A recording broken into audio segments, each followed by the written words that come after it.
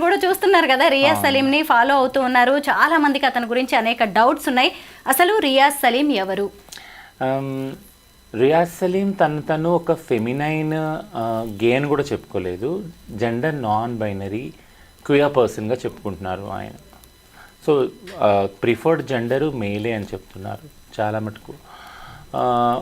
Transition చేసుకుంటానా, ట్రాన్స్జెండరా అన్న వాటి మీద అంటే ఆయనకు ఒక క్లారిటీ ఉంది. తనకి జెండర్ ఎప్పుడైతే మేల్ అన్నారో తను ఫెమినైన్ నాన్ బైనరీ యాక్చువల్గా.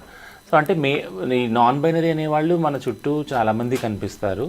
ఎవరైతే మేల్గా పుట్టి ఫెమినైన్గా కొద్దిగా ఉండేవాళ్ళు ఉన్నారో వాళ్ళ జెండర్ మేలే చెప్పుకుంటారు. బట్ కానీ ట్రాన్స్ అయితే కాదు వాళ్ళు. బట్ ట్రాన్స్గా వాళ్ళు గుర్తించుకున్నప్పుడు మనం కాదని కూడా అనలేము. సో ట్రాన్స్జెండర్లో ట్రాన్స్ విమెన్, ట్రాన్స్ మెన్ ఎట్లా ఉన్నారో జెండర్ నాన్ బైనరీ వాళ్ళు కూడా ఉన్నారు. వాళ్ళు మేలు ఫీమేల్లో సెట్ చేసుకోరు. ఐదర్ ఫెమినైన్గా ఉంటారు లేదా ట్రాన్స్ మెన్ అయితే మ్యాస్కులైన్గా ఉంటారు అనమాట. సో అదొక identity. It's a part of transgender community only unless until they identify themselves. Riyaz Salim గురించి మీకు బాగా తెలుసు. అతను ఎక్కడ పుట్టాడు, ఏం చదువుకున్నాడు, ఇప్పుడు ఏం చేస్తున్నాడు, వాటి గురించి మీ ద్వారా అతని స్టోరీ తెలుసుకోవాలని. చాలా కష్టపడి నా ఫ్యామిలీ నుంచి వచ్చారు వారు. కేరళలోకి వచ్చి ఏరియాలో చాలా డ్రీమ్స్ తోటి చాలా మటుకు తను మేకప్ ఆర్టిస్ట్ లాగా ఎదగాలి అని ఎంతో కష్టపడి, వాళ్ళ అమ్మగారు కూడా చిన్న ఉద్యోగం 10,000 సంపాదించి ఇల్లుని గడుపుకునే ఆ స్థాయిలో నుంచి ఈరోజు తనకంటూ ఒక ప్రత్యేకమైన ఇల్లు బంగ్లా కట్టుకునే ప్లానింగ్లో నిజంగా ఉన్నారు అంటే నిజంగా హర్షించదగ్గ విషయం. ఎంతో కృషి ఉండుంటుంది యాక్చువల్గా తను. సో ఇనీషియల్గా జస్ట్ ఒక మేకప్ ఆర్టిస్ట్గానే తనకి ఆడమ్మాయిలాగా లిప్స్టిక్ పెట్టుకోవటము, ఐ ల్యాషెస్, ఐ మేకప్ చేసుకోవటము, ఫ్లాషీగా కొన్ని ప్రోడక్ట్స్, బ్యూటీ ప్రోడక్ట్స్ని ప్రమోట్ చేసేలాగా తన రీల్స్ అన్నీ ఉన్నాయి. ఆ విధంగానే తను ఎగ్జిబిట్ చేసుకున్నారు, రీల్స్ కూడా ఉన్నాయి. బట్ ఆల్ ద సడన్ ఒక మంచి ప్రోగ్రెస్ తనలో ఏం కనపడింది అంటే నాట్ ఓన్లీ అంటే they are educated actually. Riyaz సలీంలో ఉన్న ఒక్క బెస్ట్ స్ట్రెంగ్త్ మనకు చూసినప్పుడు he's very good at English, very good at articulation and whatever the LGBTQ politics గురించి మాట్లాడటంలో, ఫెమినిజం గురించి మాట్లాడటంలో, కాస్టిజం గురించి మాట్లాడటంలో చాలా క్లారిటీ ఉంది తనకి. So I really praise that principles and knowledge actually. So not only as a artist, makeup artist who belong to gender non-binary, but also as an activist, as a feminist. Now Riaz Salim is in front of us and he has such a huge energy actually. తను చాలా energy ఉంది, చాలా art ఉంది, skills ఉన్నాయి తనకి. తను భలే నిజంగా హ్యాండ్సమ్గా ఉన్నాడు. అయితే తనవన్నీ చూస్తుంటే తన అటైర్ కావచ్చు, తన హెయిర్ స్టైలు, అసలు అమ్మాయా అబ్బాయా అనే ఒక డౌట్ తనే క్రియేట్ చేస్తున్నాడు కదా, ఒక కన్ఫ్యూజన్ అనేది. అంటే ఇప్పుడు నాన్ బైనరీ అంటే ఎలా ఉంటారు, వీళ్ళు పెళ్లి చేసుకోవచ్చా, అసలు ఏ జెండర్ని వీళ్ళు పెళ్లి చేసుకుంటారు? వెరీ గుడ్ క్వశ్చన్ ఇది. ఎందుకంటే సమాజంలో చాలామందికి ఆడ మగ వాళ్ళకి, ముఖ్యంగా ఆడ మగలోనే ఉంది సమాజం. ట్రాన్స్ వాళ్ళంటే కొద్దిగా ఐడియా ఉంది, ఎందుకంటే హిజ్రా సమాజం ఉంది కాబట్టి వీళ్ళు మగవాళ్ళుగా పుడతారు, తర్వాత సర్జరీలు చేయించుకుంటారు, ఇదంతా చాలామంది తెలిసిన విషయం. బట్ కానీ మా అందరి జర్నీ కూడా ఒకవేళ ఎక్కడైతే సోకాల్డ్ బైనరీ సమాజంలో మాకు యాక్సెప్టెన్స్ రాదో, తెలీదుగో, మేము చిన్నపిల్లగా పుట్టినప్పుడు, నేను ఇంతకుముందు చాలా ఇంటర్వ్యూస్లో చెప్పాను, చిన్నప్పుడు పుట్టినప్పుడు మాకే కన్ఫ్యూజన్ అది. నేను ఎందుకు అబ్బాయిలా పుట్టాను, అమ్మాయిలా ఎందుకు ఆలోచిస్తున్నాను, అమ్మాయిలా ప్రవర్తించాలని ఎందుకు అనిపిస్తుంది అనే దగ్గర నుంచి స్టార్ట్ అవుతుంది మా జర్నీ. సో ఈ జర్నీలో ఎవరైతే లేదు నేను అమ్మాయిగా మారాలి పూర్తిగా అనుకున్న వాళ్ళు ట్రాన్స్గా బయటకు వస్తారు. వచ్చినప్పుడు వాళ్ళకి సమాజంలో, వాళ్ళ కుటుంబంలో ఫస్ట్ యాక్సెప్టెన్స్ దొరకకపోతే బయటకు వచ్చేస్తారు. వాళ్ళు వచ్చి హిజ్రా సమాజంలో కానీ ఇండిపెండెంట్గా బ్రతకటం స్టార్ట్ చేస్తారు. ఇది ట్రాన్స్ జర్నీ యాక్చువల్, ఒక ట్రాన్స్ వ్యక్తి జర్నీ సమాజంలో. బట్ ఇలా రావటం ఇష్టం లేకుండా, ట్రాన్స్ లాగా ఐడెంటిఫై చేసుకోకుండా, బైనరీలో ట్రాన్స్ విమెన్గా కాకుండా, ఫర్ ఎగ్జాంపుల్ ఒక జెండర్ క్యూర్ వ్యక్తి మగ పిల్లాడిగా పుడితే తను ఫెమినైన్గా కూడా ఉంటారు. ఫెమినైన్గా ఇప్పుడు సేమ్ రియాజ్ సలీం లాగా మేకప్ వేసుకోవటము, లిప్స్టిక్ వేసుకోవటము, మాట్లాడటము, నడక, ఇవన్నీ హావభావాలన్నీ ఫెమినైన్గా ఉంటాయి. చాలామంది మనం ఇలాంటి వాళ్ళని చూస్తుంటాం సమాజంలో కదా. పలానా పక్కింటి వాళ్ళ అబ్బాయో కానీ మన చుట్టూ తెలిసిన చుట్టాలు అబ్బాయో కానీ ఇలా ఉండుంటారు ఫెమినైన్గా. ఇలాంటి వాళ్ళకి చాలా డిస్క్రిమినేషన్ కూడా అదే స్థాయిలో ఉంటుంది. ఎందుకంటే నువ్వు ఆడనా మగ, మీరే అడిగారు ఇప్పుడు ఆడనా మగనా, ఎందుకంటే సమాజం ఎప్పుడు ఆ రెండిట్లో సెట్ అవ్వమని ఫోర్స్ చేస్తుంది. యాక్చువల్గా ఆ జెండర్లోనే మీరు ఉండాలి, ఇది కాకుండా మీరు మధ్యస్థంగా ఉండకూడదు. ఈవెన్ మనం దేవతల్ని కూడా అలాగే చూస్తాం కదా, ట్రాన్స్ వాళ్ళని కూడా అలాగే చూస్తాం కదా, అర్ధనారీశ్వరు అని, లేకుంటే శిఖండి అని, బృహన్నల అని, ఇవన్నీ మనం పేర్లు పెడతాం కదా. సో ఈ వేటిల్లో కూడా సెట్ కాకుండా, ఏ ఐడెంటిటీలో కూడా సెట్ కాకుండా, బైనరీలో సెట్ కాకుండా మధ్యస్థంగా ఉండి వాళ్ళు ఉండే విధంగా వాళ్ళు మేల్గా పుట్టి ఫెమినైన్గా ఉండొచ్చు, ఒకవేళ ఫీమేల్గా పుట్టుంటే మ్యాస్కులిన్గా ఉండొచ్చు. అంటే ఇప్పుడు అమ్మాయిగా పుట్టి పొడుగు జుట్టేసుకొని ఫ్యాన్ షర్ట్ వేసుకోవచ్చు, మగలాగా డ్రైవింగ్ చేస్తూ బైక్ వేసుకుంటూ ఉండొచ్చు. ఇలాంటి వాళ్ళు కూడా చాలామంది అమ్మాయిలు చూస్తాం కదా, వాళ్ళు ట్రాన్స్ మ్యాస్కులిన్, నాన్ బైనరీ అనమాట. సో ఈ కోవలో ఈ నాన్ బైనరీ గురించి ఎక్కువ డిస్కషన్ ఎందుకు జరగదు అని అంటే మన సమాజంలో, ఇప్పుడు పాయింట్కి వస్తాను. నేను ఇంతకుముందు చెప్పాను, సెక్షువాలిటీ, జెండర్ అన్న దాని మీద సమాజంలో క్లారిటీ లేదు. మీరు ఎప్పుడైనా ఎవరైనా అడిగితే మీ సెక్స్ ఏంటంటే మేల్ అని చెప్తారు, మీ జెండర్ ఏంటంటే మేల్ అని చెప్తారు.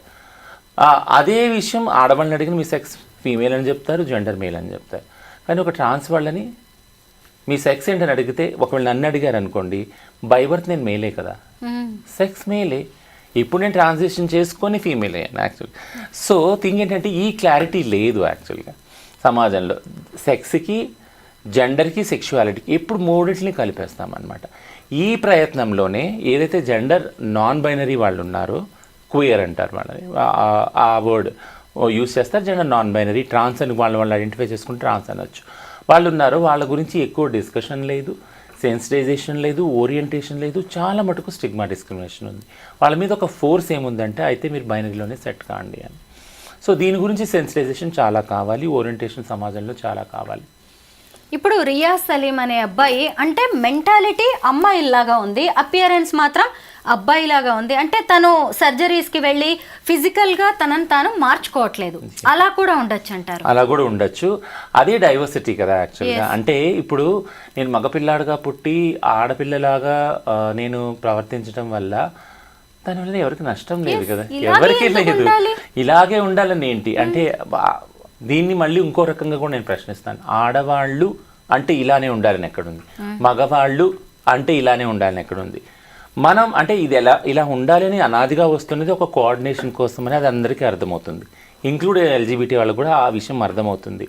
పొద్దున్న లెగిస్తే ఆడ మగ మనకి ఆ బ్రెయిన్ అలా ట్యూన్ చేసుకోవడం బట్టి మనకి ఒక వెసులుబాటు ఉంది, ఒక కన్ఫ్యూజన్ లేకుండా ఉంటుందని మనకు తెలుస్తుంది. బట్ కానీ ఈ రెండిట్లో కూడా సెట్ కాని వాళ్ళు ఉన్నారు చాలామంది.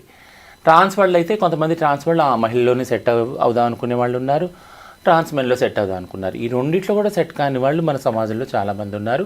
వాళ్ళ వల్ల నష్టం ఏం లేదు యాక్చువల్గా, ఈ బైనరీ వాళ్ళకి నష్టం లేదు. ఈ సో కాల్డ్ కోఆర్డినేషన్ ఏదైతే ఉందో, టాయిలెట్స్ కానీ లేకుంటే మేల్ ఫీమేల్ ఏదైతే కోఆర్డినేషన్ ఉందో అది వీళ్ళ ద్వారా కూడా అవ్వచ్చు, వీళ్ళని కూడా ఇంక్లూడ్ చేసుకొని కావచ్చు.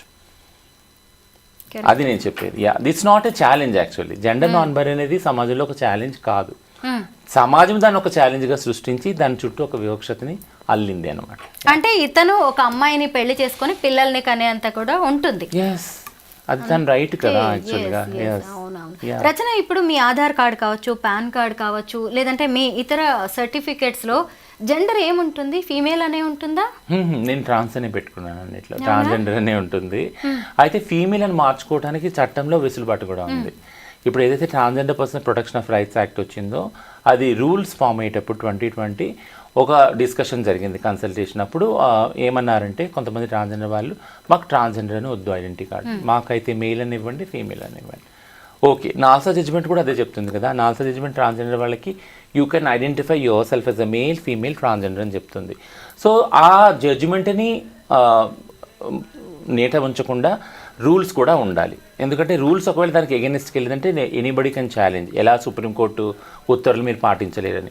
సో ఇందులో ఒకటి వెసులుబాటు చేసామంటే, ట్రాన్స్జెండర్ సర్టిఫికేట్ మీకు వచ్చాక ఏదైనా ఒక మెడికల్ ప్రొసీజర్ స్టార్ట్ చేసి, అది మెడికల్ కావచ్చు, ఏదైనా ట్రాన్సిషన్ ప్రొసీజర్ కావచ్చు.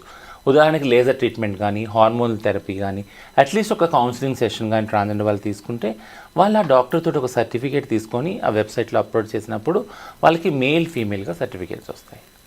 ఎల్జీబీటీక్యూ ఈ కమ్యూనిటీ గురించి కూడా జనాల్లో చాలా గందరగోళం అనేది ఉంది. వీళ్ళు ఎవరెవరు ఎలా ఉంటారో చెప్పగలరా?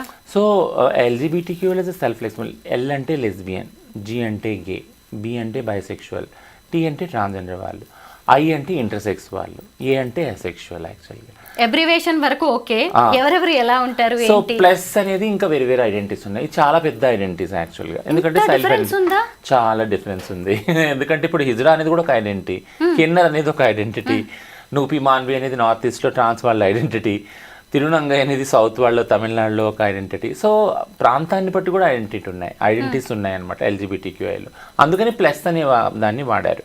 ఇక విషయానికి వస్తే ఎవరు లెస్బియన్, ఎవరు గే, ఎవరు బైసెక్షువల్ అంటే ఇది సెక్షువల్ ఐడెంటిటీ. సెక్షువాలిటీ అంటే సెక్షువల్ అట్రాక్షన్ ఏదైతే ఉందో, ఒక మహిళ రెండో మహిళ పట్ల సెక్షువల్గా అట్రాక్ట్ అయినప్పుడు దీన్ని సెక్షువల్ అట్రాక్షన్ అంటున్నారు, బట్ మేము లవ్ అని అంటాం. అది యాక్చువల్గా ప్రేమలో పడినప్పుడు, ప్రేమించినప్పుడు, ప్రేమతో ఇద్దరు ఒకటైనప్పుడు వాళ్ళని లెస్బియన్ అంటున్నాం. అలానే ఒక పురుషుడు ఇంకొక పురుషుని ప్రేమించినప్పుడు, సెక్షువల్గా అట్రాక్షన్ ఉన్నప్పుడు వాళ్ళిద్దరి మధ్య గే అంటున్నాం. అదే ఒక మహిళ కానీ పురుషుడు కానీ ఇద్దరి పట్ల ఆకర్షితమైనప్పుడు వాళ్ళని బైసెక్షువల్ అంటున్నాం. ఇది ఒక సెక్షువల్ ఐడెంటిటీ యాక్చువల్గా. ట్రాన్స్జెండర్ అనేది జెండర్ ఐడెంటిటీ. సో దీనిలో ముఖ్యంగా సమాజం నిర్ణయించిన రోల్స్ వస్తాయన్నమాట. మగ ఆడ రోల్స్ ఉన్నాయి సమాజంలో. ఇవి కాకుండా మిగిలిన వాళ్ళు ఎవరైతే ఉన్నారో వాళ్ళందరూ ట్రాన్సే. అంటే ఒక ట్రాన్స్ విమెనే కాదు, ట్రాన్స్ మెన్నే కాదు, మిగిలిన వాళ్ళు నేను ఇప్పుడు చెప్పిన ఈ జెండర్ నాన్ బైనరీ వాళ్ళు కూడా రావచ్చు అందులో యాక్చువల్గా. సో ఏదైతే జెండర్ ఉందో అది సమాజం క్రియేట్ చేసింది, సెక్స్ ఏదైతే ఉందో పుట్టుకతో వచ్చింది, సెక్షువాలిటీ అనేది మనిషి మధ్య ఆకర్షణ. So this is the very clear. నేను ఈ మధ్య కాలంలో కొన్ని పెళ్ళిళ్ళు చూశాను. లెస్బియన్స్ పెళ్ళిళ్ళు చేసుకుంటున్నారు, అంటే ఇద్దరు అమ్మాయిలు పెళ్ళిళ్ళు చేసుకుంటున్నారు. గేస్ పెళ్లి చేసుకుంటున్నారు, అంటే ఇద్దరు అబ్బాయిలు పెళ్లి చేసుకుంటున్నారు. అక్కడ నెక్స్ట్ జనరేషన్ అనే ప్రసక్తే లేదు. అయినా పెళ్ళి అనేది ఎందుకు అనివార్యం అవుతుంది? ఎందుకు వీళ్ళు పెళ్ళి అనేది చేసుకొని కలిసి ఉండాలనుకుంటున్నారు? సో పెళ్ళి అనేది ఇప్పుడు మనం చూసాం కదా, అంటే ఒక మనిషికి ఒక మనిషి తోడు అనే దాని మీదనే ఒక ఫ్యామిలీ వ్యవస్థ కూడా నిర్మితమైంది. కుటుంబ వ్యవస్థ అనేది ఒక మనిషికి ఒక ఆడ వ్యక్తి, ఒక మగ వ్యక్తి, ఒక మగ వ్యక్తికి ఆడ వ్యక్తి కావాలనే దాని మీద కుటుంబ వ్యవస్థ నిర్ణయించబడింది. బట్ కుటుంబ వ్యవస్థ చుట్టూ ఒకవేళ పిల్లలు పంటారు వాళ్ళని, కొంతమంది పిల్లలు కనలేని వాళ్ళు కూడా ఉన్నారు, పుట్టిన వాళ్ళు కూడా ఉన్నారు. అలా అనేది కుటుంబం కాదని మనం అనలేము కదా. పిల్లలు పుట్టిన వాళ్ళు ఎవరైతే మ్యారేజ్ చేసుకుని ఉన్నారో మొగుడు పిల్లలు, ఒకవేళ వాళ్ళకి పిల్లలు పుట్టలేదనుకో ఫ్యామిలీ అనకుండా ఉంటామా? ఫ్యామిలీ అంటాం వాళ్ళని కూడా. వాళ్ళకి కొన్ని కారణాల వల్ల పిల్లలు కలగలేదు. అది ఏదన్నా కావచ్చు, ఏ మెడికల్ కారణాల వల్ల కావచ్చు, వాళ్ళు వద్దనుకోవచ్చు, వాళ్ళంతటా వాళ్ళు పిల్లల్ని కొన్ని రోజుల తర్వాత అనుకోవచ్చు. పిల్లలు పుట్టడం అయితేనే, పిల్లలు పుడితేనే వాళ్ళ ఫ్యామిలీ అని మాత్రం అనలేము కదా. అదొకటి. రెండోది ఏంటంటే పిల్లలు కనడానికే పెళ్లి చేసుకోవట్లేదు అందరూ. ఇది మళ్ళీ చెప్తున్నాను ప్రతి ఇంటర్వ్యూలో. ఎందుకంటే reproduction is not the ultimate goal for the family or the marriage institution. ఒక మనిషికి ఇంకో మనిషి ప్రేమతోటి, సపోర్ట్ తోటి ఉండడానికి అయ్యే ఒప్పందం మ్యారేజ్. ఓకేనా? అది అరేంజ్డ్ రిలేషన్షిప్ అన్నా కావచ్చు, లివింగ్ రిలేషన్షిప్ అన్నా కావచ్చు, ఒక వ్యక్తి ఒక వ్యక్తికి సపోర్ట్గా నిలబడేది ఆ వ్యవస్థ యాక్చువల్గా. దాని చుట్టూ కల్చరల్ పరంగా మనం అల్లింది ఏంటంటే, ఒక అబ్బాయి ఒక అమ్మాయి కలిసి ఉండాలి అంటే పెళ్లి చేసుకుంటే, వాళ్ళు ఒకవేళ విడిపోదలుచుకుంటే, వాళ్ళ మధ్య ఉన్న గొడవలు అయితే అలాంటి గొడవల్ని డీల్ చేయడానికి మనం కొన్ని చట్టాలని, కొన్ని కల్చర్ని మనం దాని చుట్టూ ఫ్రేమ్ చేసాం. సమాజం అనేది ఫ్రేమ్ చేసింది. ఎందుకంటే పెళ్ళి అనే ఒక ఇన్స్టిట్యూషన్ని కాపాడటానికి, ప్రొటెక్ట్ చేయడానికి. ఎప్పుడంటే అప్పుడు ఇద్దరు వ్యక్తుల దగ్గరికి వచ్చి, ఇప్పుడు ఆడ మగ పెళ్లి చేసుకున్నప్పుడు ఖచ్చితంగా పిల్లలు పుడతారు. వాళ్ళు ఇష్టం వచ్చినప్పుడు వెళ్ళిపోయారనుకో, విడిపోయారనుకో, ఆ పిల్లల భవిష్యత్తు ఏమవుతుంది కదా.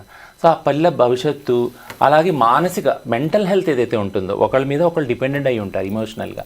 ఆ మెంటల్ హెల్త్ని ప్రొటెక్ట్ చేయడానికని డైవర్స్కి సంబంధించిన చట్టాలు, డొమెస్టిక్ వైలెన్స్ సంబంధించిన చట్టాలు, ఇవన్నీ ఫ్రేమ్ చేసుకున్నారు దాన్ని కాపాడుకోవటానికి, ప్రొటెక్ట్ చేసుకోవటానికి. But same protection, same safety LGBT వాళ్ళకి లేవు. సో అది డిమాండ్ చేస్తూ ఉన్నారు గత కొన్ని సంవత్సరాల నుంచి. ఎందుకునంటే ఎల్జీబీటీ వాళ్ళకి పార్ట్నర్స్ దొరకటమే కష్టము. ఈ ప్రయత్నంలో ఎల్జీబీటీ వాళ్ళ దగ్గరికి సోకాల్డ్ ఏదైతే సిస్ కమ్యూనిటీ వాళ్ళు అప్రోచ్ అయ్యే ప్రమాదం ఉంది. అయ్యి వాళ్ళతో రిలేషన్షిప్లో ఉండి ఆ డొమెస్టిక్ వైలెన్స్, ఆ పార్ట్నర్ వైలెన్స్ కొన్ని రోజులు ఉండి వాళ్ళు ఒకవేళ వెళ్ళిపోతున్నారనుకో, సో దీనికి ఆ అడ్డుకట్ట ఆనకట్ట ఎక్కడుంది యాక్చువల్గా. అందుకని మ్యారేజ్ రేట్స్ చాలా అడుగుతున్నారు. ఎందుకంటే ఇది ఒక ఇమోషనల్ డ్రౌనింగ్ ఉంది ఇక్కడ ఇందులో. అంటే చాలా అంటే మెంటల్ హెల్త్కి సంబంధించిన విషయాలు చాలా ఉన్నాయి, సూసైడల్ అయ్యే ఛాన్సెస్ చాలా ఉన్నాయి. సో అందుకని ఇక్కడ ఎల్జిబిటీ రిలేషన్షిప్స్ని ప్రొటెక్ట్ చేయడానికి మ్యారేజ్ అనే దాన్ని డిమాండ్ చేస్తూ ఉన్నారు. మ్యారేజ్ అనేది ఎందుకు అన్నది మీ ప్రశ్న. యాక్చువల్గా దానికి వస్తాను. యాక్చువల్గా ఎలా అయితే ఫస్ట్లో చెప్పానో ఒక వ్యక్తి సపోర్ట్ చాలా అవసరమని, ఇమోషనల్గా ఉండటానికి.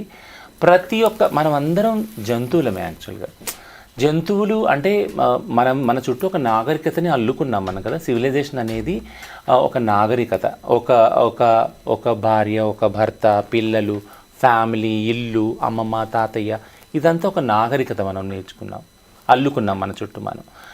అదంతా నాగరికత కూడా బైనరీలోనే ఉంది యాక్చువల్గా. ఆ బైనరీ నుంచి బయటకు వచ్చిన వాళ్ళు ఎల్జిబిటీ వాళ్ళు. ఆ బైనరీ ఏదైతే ఉందో వ్యవస్థ, అందులో నుంచి బయటకు వచ్చి జీవిస్తున్న వాళ్ళు ఒంటరిగా జీవించాల్సి వస్తుంది. సో ఒంటరిగా జీవించే తత్వము ఏ జీవికి కూడా లేదు. Every living being is a community being at the end of the day. మీరు అడవిలో చూసుంటారు కదా, జీబ్రాలన్నీ ఒక చోట, పులులన్నీ ఒక చోట, ఏనుగులన్నీ ఒక చోట గుంపుగా ఉంటాయి. సో మనం ఏం వాటికి వేరు కాదు కదా. మనం అంటే ఇప్పుడు మనం బట్టలు వేసుకొని నాగరికత నేర్చుకున్న మనుషులు అయ్యాం, బట్ మనం కూడా అలాంటి కమ్యూనిటీ జీవాలమే కదా. సో కాబట్టి ఒక కమ్యూనిటీ అనేది ఎల్జిబిటీలో లేదు. ఎవరికి వాళ్ళు విడిగా వాళ్ళ తల్లిదండ్రులను వదిలిపెట్టి జీవించే మనుషులు, ఏకంగా అంటే సింగిల్గా జీవించే మనుషులు. సో వాళ్ళంతటా వాళ్ళు ఒక కమ్యూనిటీ ఏర్పరచుకోవాలి. ఎందుకంటే ప్రతి ఒక్క జీవికి ఒక కమ్యూనిటీ అవసరం. అందుకని ఈ మ్యారేజెస్ అనేది, లివింగ్ రిలేషన్షిప్ అనేది ఎల్జిబిటీలో చాలా ముఖ్యం అన్నమాట.